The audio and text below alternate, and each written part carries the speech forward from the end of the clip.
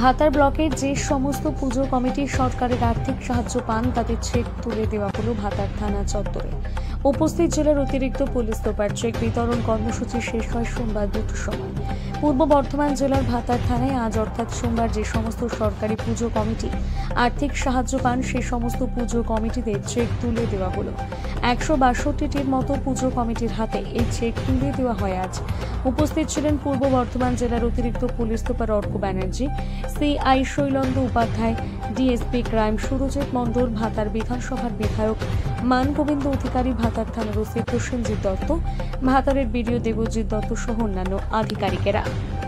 ভাতার থানায় পশ্চিমবঙ্গ সরকারের মাননীয় মুখ্যমন্ত্রী মমতা বন্দ্যোপাধ্যায়ের উদ্যোগে অনুপ্রেরণায় 162টা পুজো কমিটির হাতে চেক প্রদান করা হবে। 25,000 টাকার চেক তুলে দেওয়া হবে তাদের হাতে।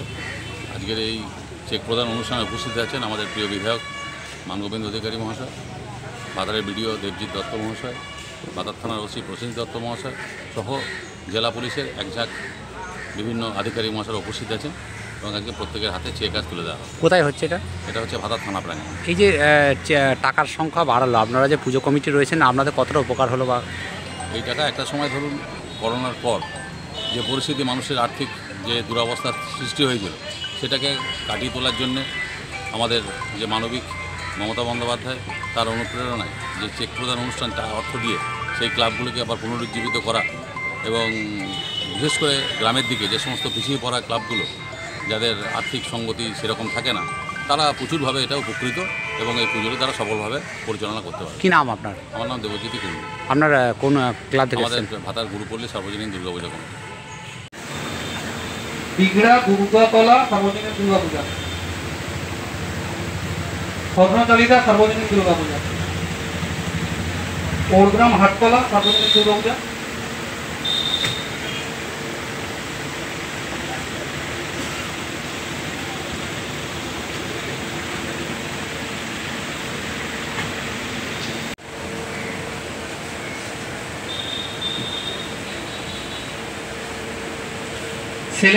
পেয়ে এসেছি। এবছরও তার ব্যতিক্রম হবে না এবং আপনাদের এবং প্রশাসনের যৌথ উদ্যোগে এবারে আমরা আমাদের দুর্গাপুজোকে সর্বাঙ্গ সুন্দর করে পালন করতে পারবো। প্রত্যেককে শারদীয় আগাম শুভেচ্ছা জানিয়ে আমার বক্তব্য এখানে শেষ করছি। নমস্কার।